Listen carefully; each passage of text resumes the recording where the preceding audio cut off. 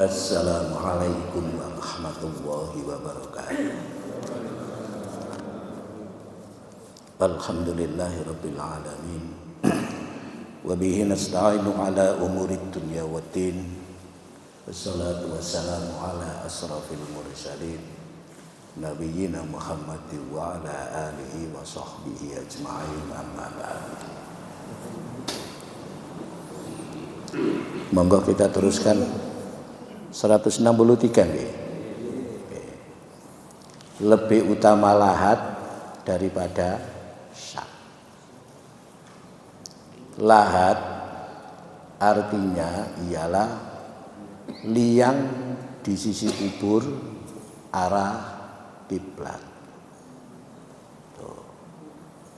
Jadi lahat itu ngeduki mboten ngeten ngoten to. Ngeduki rada ngeten. Nah, ngeten. Tapi sing mriki sing dikedhuk ngeten niku. Utawa seperti kita itu, dikedhuk ngeten biasa terus dikai ngeten niku. Lahatnya itu yang di dalam ini, lahatnya itu ya. Lahatnya yang di situ itu lahat namanya. Yang seperti sekarang itu loh yang kita lihat, lalu dikasih papan itu. Kalau pakai apa? Pakai ini loh, pakai pedi itu ndak lahat itu. Tempatnya itu tidak lahat. Ya. Itu syak namanya itu.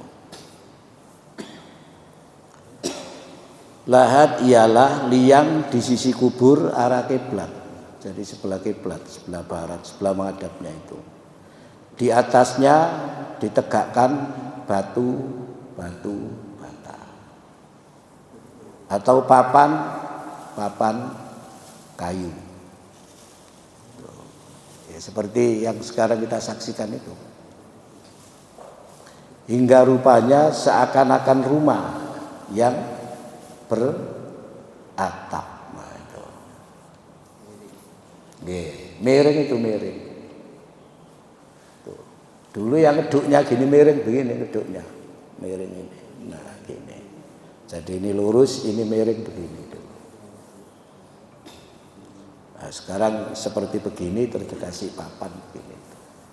Itu namanya lahat itu. Sedangkan syak artinya liang di tengah-tengah kubur untuk tempat mayat. Di tengah-tengah itu ya kayak apa? Peti itu atau tengahnya ini dikasih lubang. Tengahnya dikasih lubang.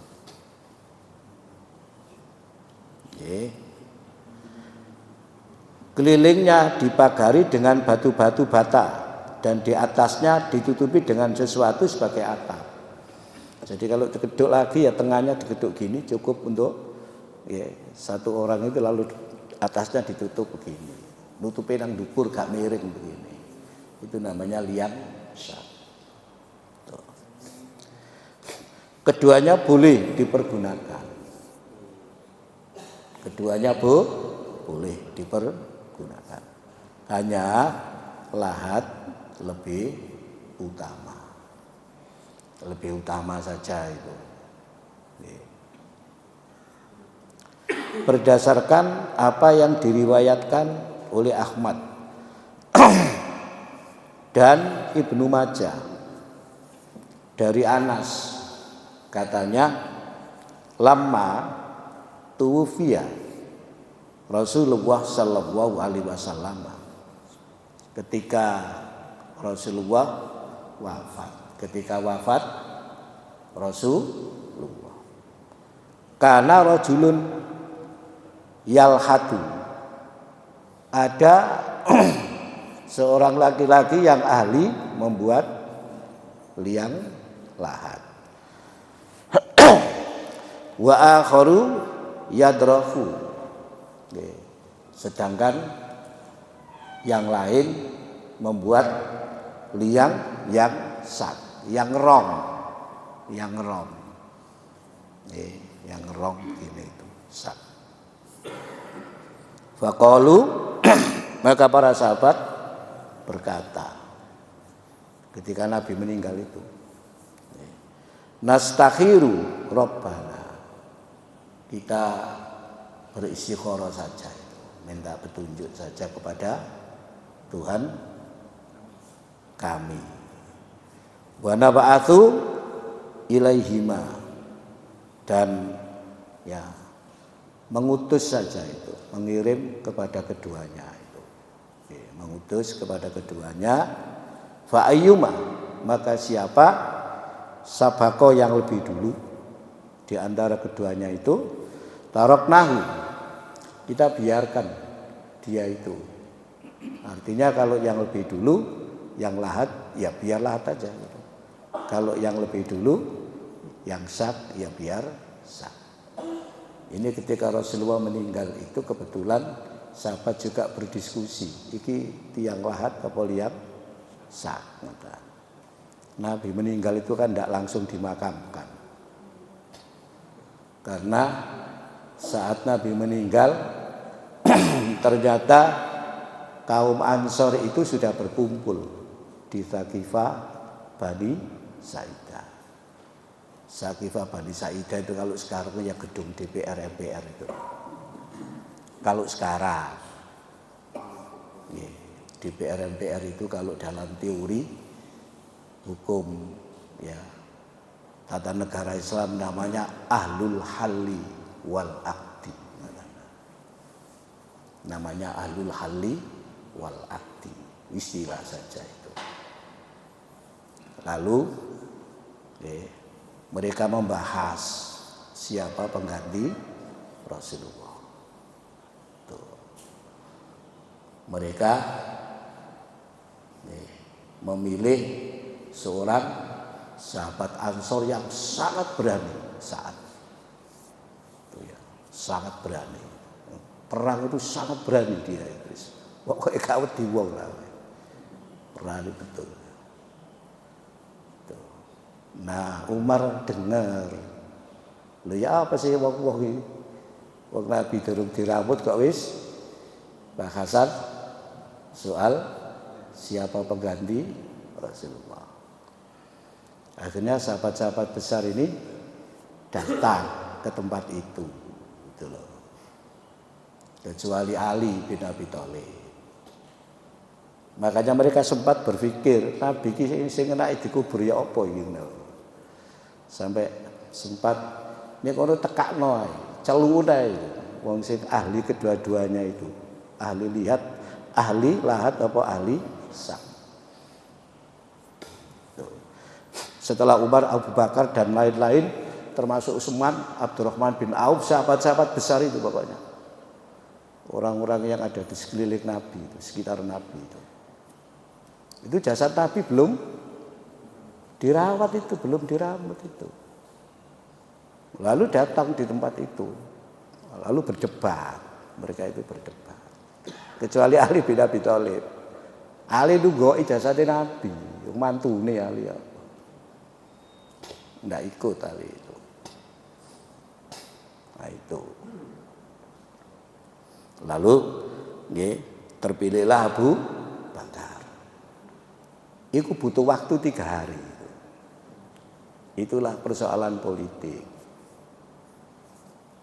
Islam ini menjadi Syiah, menjadi Khawarij, menjadi Ahlussunnah secara global dulu itu bukan persoalan agama, itu persoalan politik. Nah, itu persoalan politik. Kula rada nyantol titik, iku mergo tau dadi ketua jurusan hukum tata negara Islam dan jurusan hukum politik Islam. Nah, itu. Jadi perpecahan itu bukan karena agama, karena politik lalu dilihat dari agama. Itu. Ali dibunuh oleh Khawarij itu bukan persoalan agama, persoalan politik. Lalu kemudian menggunakan sudut pandang agama versi pemahaman masing-masing. Nggih. Jadi ya memang cukup kaku. Perdebatan itu 3 dina sampean. Baru Abu Bakar terpilih. Itu karena kepiwayan Umar. Nah, itu. Makanya sama nih mau coba sejarah wong Syiah, ngoten nggih, sejarah itu tiang Syiah. Iku lho, ngene iki sudut pandangan politik. Iku ngono konspirasine Abu Bakar mbek Umar. Ngoten lho. Iki Syiah. Jadi Umar berusaha, ngoten nggih, memenangkan siapa? Abu Bakar dengan harapan nggone Abu Bakar ya wis arepe lengser, Abu Bakar akan berusaha menunjuk Umar sebagai pengganti. Niku ngaten. Ini sejarah jelek loh ya, sejarah yang dilihat oleh orang dari sudut seperti itu. Nah, itu analisa orang-orang Syiah. Maka Ali tidak mungkin akan menjadi khalifah itu. Nah itu loh. Padahal kata mereka ada sebuah hadis yang kemudian dikenal hadis Qadirhum. Ada hadis dan itu dipegangi oleh orang-orang Syiah. Tentu ya memaknai dan memahami hadis itu tidak sama dengan ahlu sunnah, tidak sama itu. Kata orang Syiah, hadis itu sebenarnya merupakan wasiat dari Rasulullah bahwa pengganti Rasulullah itu adalah Ali bin Abi Thalib. Karena pengganti Rasulullah itu disebut imam dalam bidang agama, dalam bidang politik disebut khalifah, maka Ali itu adalah imam. Sehingga di dalam konsep rukun imannya Syiah itu ada yang namanya imamah. Kenapa? Imamah. Itu semua disebabkan persoalan politik sampean. Karena orang itu mudah pecah, mudah ikut, mudah terbawa kemana-mana kalau sudah persoalan politik. Gitu. Maka ya mohon maaf di Muhammadiyah itu politiknya adalah politik nilai, politik kebangsaan. Khilafah yang dikembangkan itu bukan khilafah dalam arti pemerintahan, tapi khilafah dalam arti peradaban, bahwa setiap manusia itu dijadikan oleh Allah sebagai khalifah yang punya tugas untuk memajukan peradaban, bukan untuk mendirikan khilafah, bukan gitu loh. Tapi orang berpendapat kan ya macam-macam, dan sampean saksikan bagaimana kemudian umat Islam sekarang kan gitu kan itu. Iya, pendapat orang itu macam-macam. Nuwun sewu, kula niki nggih tau belajar politik nang ngene tokoh politik. Belajar kula niki bendina iku teko. Kali Pak Najib, kali Ustaz Goni. Tapi kula sing sering teko bendina. Untuk wina kula niki teko, takok ae. Sampai kula niki dingeteno. Tak coba ya aku gawe ngene. Coba tebakan. Nanti saya begini ini mau lari kemana? Tujuan saya kemana? Sampai begitu kan saya waktu itu. Nggih. Coba aku iki nggih ngene iki aku teko ndi? Aku teko ndi niku? Iki ilmu politik teko ndi gitu. Nah, itu. Sampai sak monten sampean. Kaya wong sekak nggih sampean. Kaya napa? Sekak. Iki bedede tapi gua akhirnya nek kene ngoten. Kaya wong sekak ketelet ya. Nggih. Makanya ya, politik itu mudah membuat umat ini menjadi apa? Terpecah-pecah. Sampai detik ini.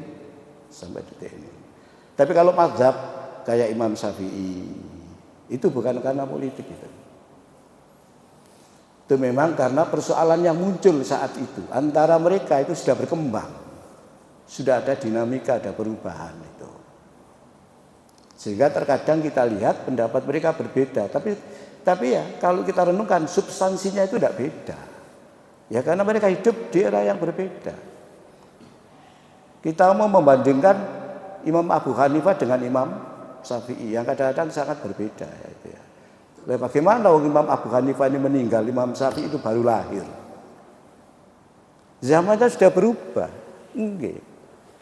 Eranya itu sudah berubah, eranya itu. Eranya itu. Nah itu tadi ya pasti beda. Di sana sini ya Kalau hal-hal yang sifatnya baru, beda ya wajar. Lah kata dah. Lah iki mati lho. Tahun iki Imam Abu Hanifah gitu. Tahun itu Imam Abu Hanifah meninggal, tahun itu Imam Syafi'i lahir. Enggak pernah ketemu. Ya enggak pernah ketemu. Enggak pernah ketemu. Perubahannya kan sudah luar biasa. Apalagi saat itu zaman kemajuan Islam. Lu berubah cepat ya waktu itu. Nggih. Zaman itu kan zaman kekuasaan Bani Abbasiyah waktu itu. Kekuasaan Bani Abbasiyah. Dan peradaban pada zaman Bani Abbasiyah itu kan luar biasa maju. Kitab-kitab fikih, kitab-kitab tafsir, terus pembukuan hadis. Ini semua pada masa Khalifah Bani Abbasiyah. Yang berikutnya itu tinggal menyempurnakan. Tuh. Jangan bayangkan Imam Bukhari iso goleki hadis itu. Sampai takok wong sakmono kae hadisnya sekian ribu, enggak iso bayangno kita itu. Dan kalau mau menulis hadis itu sholat dulu. Iku ya apa wong sak itu. Nggih. Jadi yang mengatakan bahwa Nabi bersabda itu Imam Bukhari yang ngomong itu. Makanya sampean buka hadis asli nih Bukhari. Nggih. Bukhari ku sampean tekon ndi? Kok iso sampean ngomong nek Nabi bersabda, aku lho tekan kene. Iki tekan ndi? Iki tekan kene. Iki tekan ndi? Iki tekan kene. Iki lho digoleki kabeh ngoten iki. Digoleki oleh beliau itu digoleki. Iki tekan ndi? Iki jare teko sahabat, ngono. Nah, sahabat jare teko Nabi. Lha iki lho digoleki. Sampeyan buka kitab iki ono kabeh. An ini sami'tu hadasana. Terus begitu. Nah, terus itu. Itu namanya sanad. Nek kitab asli ini mboten asli ini mboten kedawan. Apa maneh koyo ngene iki. Wis gathik ngene iki, ya pokoke diriwayatkan oleh Imam Ahmad ngono tok. Tapi nek hadis asli ini Ahmad iki tekon ndi? Tekon ndi? Tekon ndi? Tekon ndi? Tekon ndi? Padahal Imam Syafi'i itu generasi tahun 200, tahun 300 Hijriah. Berarti Nabi mati ratusan tahun lagi ngomong teko ngene Nabi. Cukup panjenengan itu. Makanya ono sing gak percaya nek hadis itu sebagai sumber ajaran Islam. Sebab dibukukannya itu sekian ratus tahun. Sumber ajaran Islam itu ya Quran. Tuh. Makanya studi hadis itu harus kritis. Begitu tekstual, ya rada angel memang. Kenapa? Ya karena panjang begini ini. Rentangnya itu panjang. Rentang waktunya itu tidak puluhan tahun, ratusan tahun. Nah, sampean sudah diajari Pak Zainuddin ini loh studi hadis kritis itu loh. Itu tidak cukup orang ahli hadis, tapi orang yang ahli ulumul hadis. Itu namanya ahli hadis itu ahli ulumul hadis. Ini kita ini kan cuma nerangno sini hadis ngono ae. Ilmune kan ono sing ahli. Nah ini sekedar membuka wacana panjenengan saja. Bahwa Nabi itu baru dimakamkan setelah 3 hari wafat. Setelah Abu Bakar atas pendapat Umar dengan berbagai alasan bisa diterima untuk menggantikan Nabi. Lalu Abu Bakar berpidato di Masjid Nabawi. Ya dekatnya ya sampingnya Nabi masih belum diselesaikan. Oh kan orang-orang sudah berkumpul di situ. Yang lain. Sehingga Abu Bakar itu dibaiat, bahasa itu dipilih kata lho. Ini saiki nek kene apa? Dicoblos, ngene nggih, dicoblos. Jadi Abu Bakar itu dicoblos ping pindho. Yang pertama ahlul halli wal aqdi, yang kedua di hadapan semua kaum muslimin itu. Dan sepakat. Tidak ada yang protes. Itu kuat waktu itu nek ngene iku gak ono sing protes, gak ono sing merono mrene, gak ono. Gak ono sing nrimo sedekah politik barang gade gitu ya. Gak ada sing terima sedekah politik gak ada katanya. Lho lah iya ta. Jare wong-wong kan ngene. Lho Pak, milih ini kan gak kewajiban. Milih ini kan hak gitu ya. Hak kalau digunakan ya gak apa-apa. Gak digunakan kan gak apa-apa. Gitu katanya itu alasannya. Nah kalau ada yang nyuruh gawin hakmu, gen milih aku, budal tak sangoni bensinnya, kan sedekah politik Pak. Oh udah cari dia, terserah wae gitu ya. Terserah sampean lah gitu. Repot aja lah masane kok jadi kan duduk suap itu. Gitu. Oh itu hak dia kok gak digunakan itu loh gak apa-apa gitu. Itu. Bukan kewajiban kan gitu kan. Nek wajib kan harus, nek gak kan dosa. Oh iya kok itu kan itu. Yo sak karepe sampean sak karepe ngene. Sing ngene iku gak usah dibantah. Sing penting sampean entokno sing akeh ngene duit. Jadi itu ya supaya gak dosa iku cari dalil. Meskipun dalil Quran hadis gak ono, gawe dalil napa? Akli. Gawe dalil napa? Akli. Muncullah sekarang istilah apa? Sedekah politik. Sing sedekah gak akeh ya.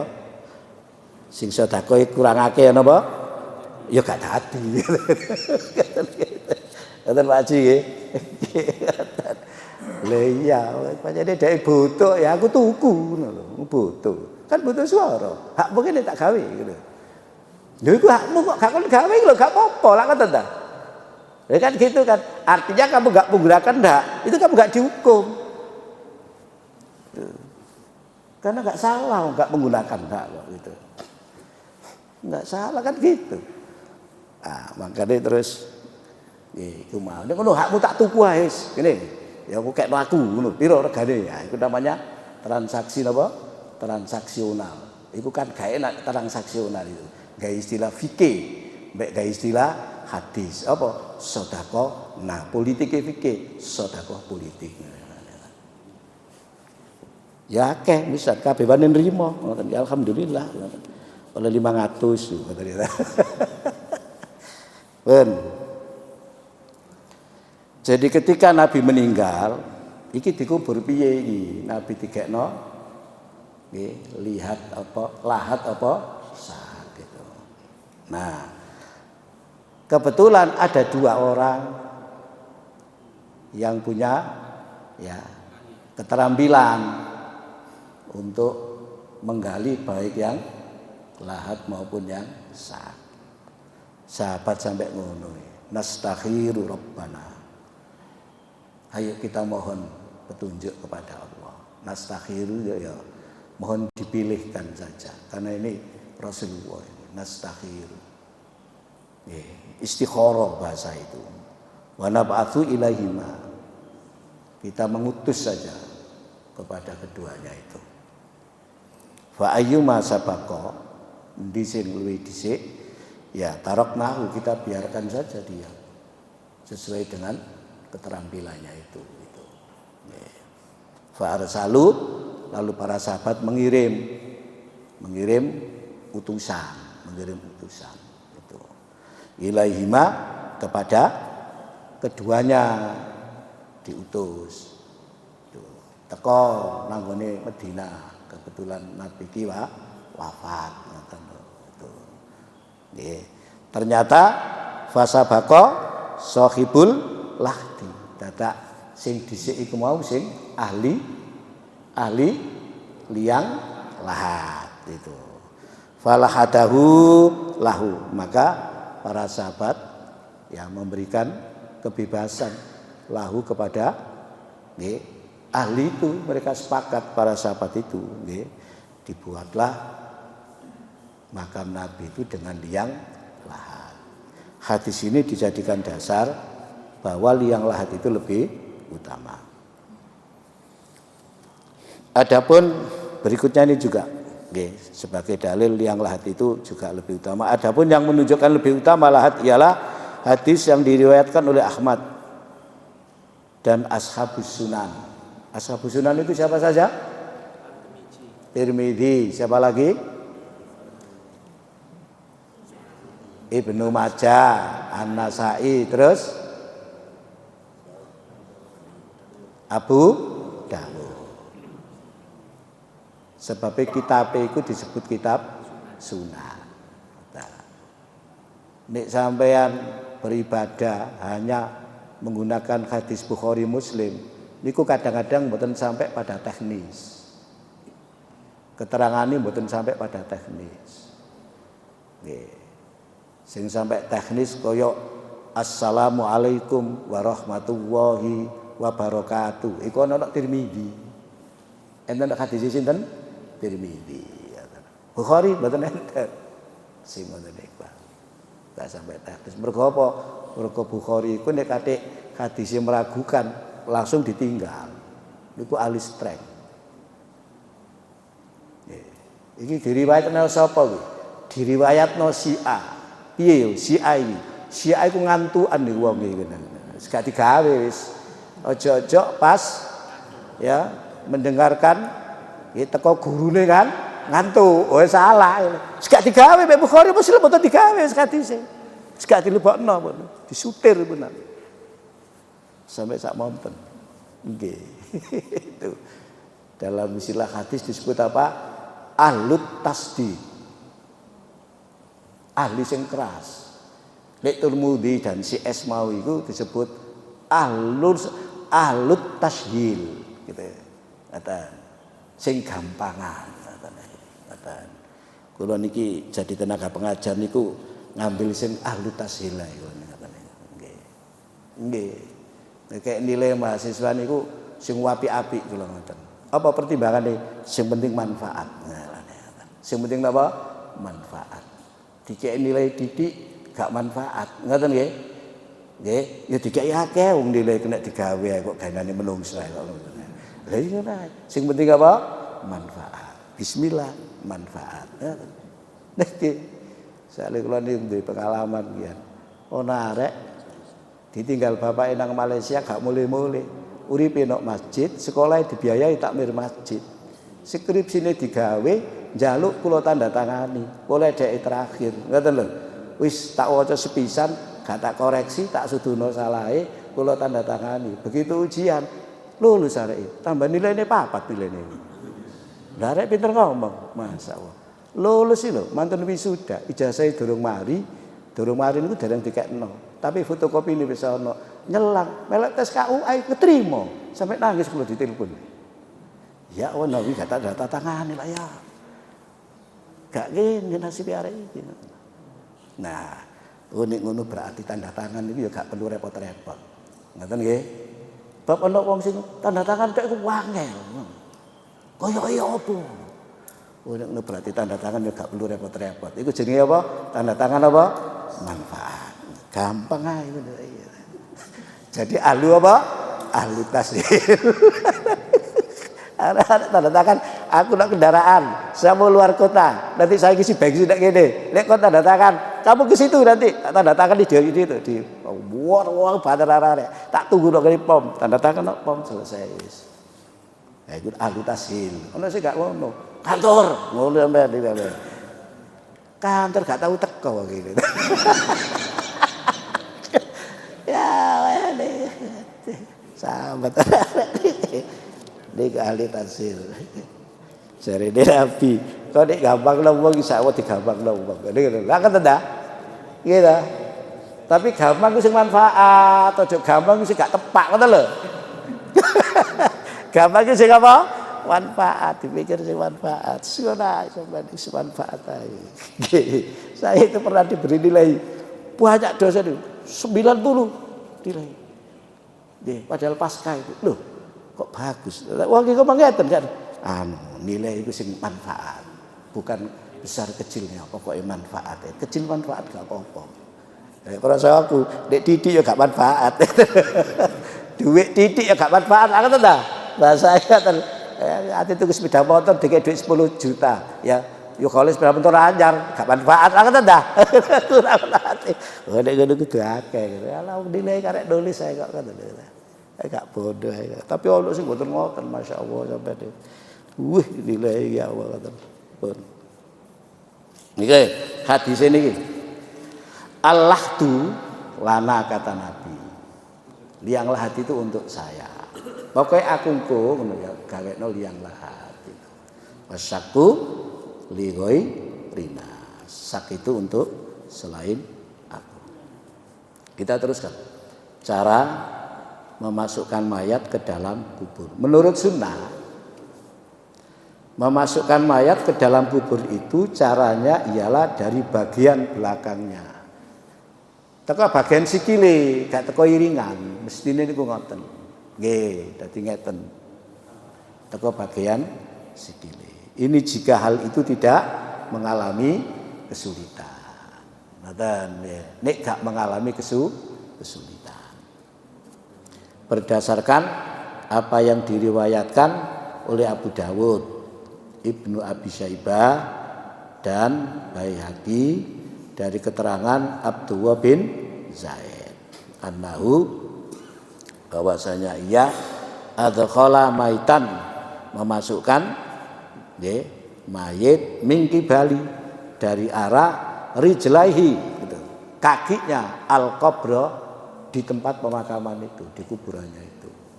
Jadi kuburan arahnya sebelah kedua kakinya itu. Dari situ. Waqala kemudian berkata hadza min sunnati. Hadza minas sunnati. Ini merupakan bagian daripada sunnah. Jadi duduk miring ngene kata. Nggih, masuk kan seru. Ah niki ngoten. Teko ngene sikile niku ngoten. Dan jika mengalami kesulitan, jika mengalami apa? Kesulitan, maka boleh dari mana saja. Oleh tekan di ngarep ya kena, ke kepala juga boleh, samping juga boleh. Nah, sekarang kebiasaannya dari mana? Samping. Teko mburi bareng ku nek kapan jenazahe lawemu ngono abot ngono ya rada berat sampeyan. Ya rada berat. Ya saling ngeten ya apa nyuruh sing gandoli tengah kan rada berat ngoten. Tapi ini kan iso bareng, teko iringan itu ngoten. Dah. Berkata Ibnu Hazm. Ayo Ibnu Hazm niku madzhabe napa? Lak lali. Az-Zahiri napa? Madzhab napa? Az-Zahiri. Jadi ada madzhab Hanafi, ada madzhab Maliki, ada madzhab Syafi'i, ada madzhab Hambali, ada madzhab Az-Zahiri. Ya, di antara tokohnya itu ya ini Ibnu Hazm itu yang mengembangkan madzhab itu. Karena Ibnu Hazm menyusun sebuah kitab fikih. Kitab fikihnya namanya Al-Muhalla. Apa Pak? Al-Muhalla itu. Jadi versi madzhab Az-Zahiri. Madzhab Az-Zahiri itu lebih banyak tekstual madzhab Az-Zahiri itu. Ya. Makanya disebut dohir. Dohir itu sing ketok. Tuh. Jadi ya rada saklek pendapate iku. Wong lanang nek arepe ngelamar wong wedok iku kan menurut hadis dikongkon melihat. Lihaten di sing menarik. Nek jare mazhab liyane sing disawang mung wajahe mbek tangane. Jare mazhab Az-Zahiri kabeh kenek, bokong-bokonge kenek. Ndak sampean. Mergo apa? Hadise gak membatasi wajah. Hadisnya juga membatasi tangan. Pokoknya sawangan. Nah, apa maksudnya nyawang? Supaya ngerti. Nah, nek ragu, ya bokongnya itu belang apa enggak? Itu dibuka. Lah kata dah. Nah, nek wong lanang temen apa enggak? Ya dibuka ngene lho ya wene. Lah buka-buka tok ini. Sampai nek ngono. Wah, ki lho madzhab Az-Zahiri kok. Ya ndak berarti dalile ngoten lho sampean. Iya. Duh. Lho opo nyawang niku dosa. Jare wong e, lha iki lho melok Ibnu Hazm kok. Gak melok sing mau aku gak melok mazhab Hanafi, gak melok Imam Malik, gak melok Imam Syafi'i. Aku melok Imam Abu Dawud Az-Zahiri kok itu. Misalnya ngene sampean ini. Nah, ngene iki sampean itu ya. Ngono iku bener apa enggak? Ya karo hadisnya memang begitu kok Nabi kok. Enggak kayak penjelasan ya. Lah iya. Hadisnya memang tok sawangen di sing menarik ngono lho. Gitu kan. Iki apa sih hadisnya kok umum banget ngene gitu dah. Lah iya. Lha iku hadisnya sahih itu. Ojo dhisik dilamar, tonton sik sawangen sik gitu. Lah kata ta. Kata. Sing disawang ngopo? Sawang kajahi wis ngono iku ngono. Lah sing gak ketok gegere dibuka gegere ngono lho. Gegere ki apa apik apa gak ngono. Apa kudisen apa gak. Lah iya. Madzhab Dzahiri niku ngoten niku madzhab Dzahiri itu. Sampai nek belajar fikih ku seneng sampean kadang-kadang ya guyu kan lho. Nggih ngoten niku wau. Cuma sampean nek berdebat soal fikih ku ngototan sampean iki lho. Sampeyan niku ngotot, wong fikih kok ngotot. Wong fikih itu hasil ijtihad para ulama kok ngotot itu. Lho nek hadise padha, begitu pendapat beda kan lho. Lho hadise padha, ya hadise padha-padha iku mau begitu pendapat padha. Cuma begitu pendapat sampean sing kadang nganggep pendapat itu koyo hadis, pendapat itu koyo Quran gitu lho. Padahal itu pendapat gitu. Nggih, lho sampean jane belajar fikih ku asik sampean. Ngene ya, para ulama ono sing ngene, ono sing ngene, ono sing ngene. Nek ngono apa? Enak ae nek ngono sajane agama iki. Iki ya kenek, iku ya gak apa-apa, iku ya gak apa-apa kan lho sampean jane enak. Fleksibilitas kemudian agama iki sampean. Ndak aku ngoten mboten lho. Lho wong fikih niku ngoten niku wong fikih niku. Sejene wong akidah, bid'ah, tidak. Ngono sampean. Lah wong fikih dilihat teko nggone akidah, bid'ah. Khurafat, tahayul, ngoten sampai titik-titik niku.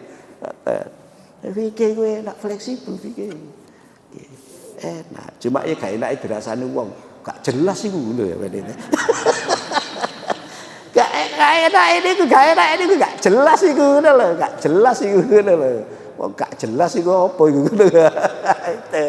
Gak jelas iki ngoten. Itulah makanya kenapa di Indonesia itu kemudian disusun hukum Islam yang berlaku di Indonesia bidang perkawinan, bidang waris, yang kemudian bidang wakaf, yang kemudian ya disebut dengan apa? Kompilasi hukum Islam. Itu karena ketika di pengadilan agama terjadi persoalan yang harus diputuskan, ternyata persoalan sama, hakimnya beda, keputusannya berbeda. Karena apa? Hakim A menggunakan mazhab A, hakim B menggunakan mazhab B. Kebetulan pendapatnya berbeda, dijadikan dasar, ayatnya sama, Qur'annya sama, pendapatnya enggak sama, keputusannya enggak sama.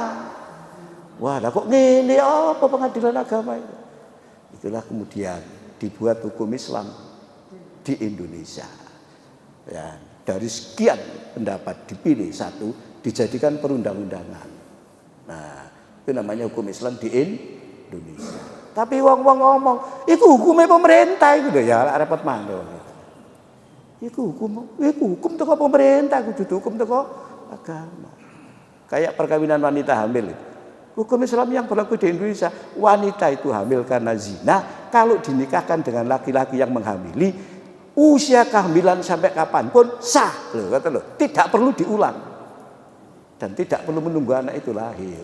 Itu yang diambil pendapat itu, sehingga hukum Islam di Indonesia menetapkan kalau ada anak zina, gitu, lalu ibu bapaknya nikah, anak itu lahir, anak sah, anak mereka berdua. Tapi kalau tidak dinikahkan, hanya anak ibunya, bukan anak bapaknya. Kalau anak itu perempuan, satu ketika bapaknya sendiri menikahi anak itu boleh gitu loh. Meskipun darah dagingnya secara biologis itu, tapi secara nasab tidak ada hubungan mahram. Berarti boleh mengawini anak itu, boleh mengawini anak itu. Oh tidak mahram kok, putus, ya gitu loh sampean itu. Ngono ya, enggak enak wong fikih sampean kadang-kadang ngaji fikih. Iya, malu dianggap gak jelas tok ngono sampean itu. Wah jelas ngono. Iki sing jelas ya apa sih? Dikai ilmu kok iso ngomong gak jelas iki. Lha nggih. Lho, dikai ilmu kok gak jelas iki. Lho ilmune ya iku, ilmune ya iku mau ilmune iku. Tapi gak jelas. Ya, Pak. Makanya Pak Jainuddin ngajar hadis kan. Ini ngoten niku sampean takon sing ahli fikih lak ada. Kulo niki ngajar hadis, mboten ngajar fikih. Hadis kan wis yo apa sing ono kok niku. Niku hadis. Enak ngajar hadis niku. Pokoknya ahli tentang mawon. Karena ya apa sudah ada teksnya kok. Fikih ku teke padha tapi lho pendapatnya mboten padha. Tambah ruwet sampean. Wis ruwet dianggap gak jelas pisan sampean. Apa sampean? Ya niku memasukkan mayat ke dalam kubur itu boleh bagaimana saja. Apakah dari kiblat, dari sebaliknya, atau dari arah kepala, ataupun dari arah kakinya. Karena tak ada satu keterangan pun yang tegas mengenai hal ini. Seperti hadis di atas, hadis di bawah ini. Ini kan kebetulan saja itu, kebetulan saja. Tapi tidak merupakan perintah, tidak merupakan perintah. Samene saya kira itu. Ditambahi dah. Cukup ya? Sakno lho, kok sampean niku aja. Munggarai secara fikih gak jelas saya sampean itu. Iya.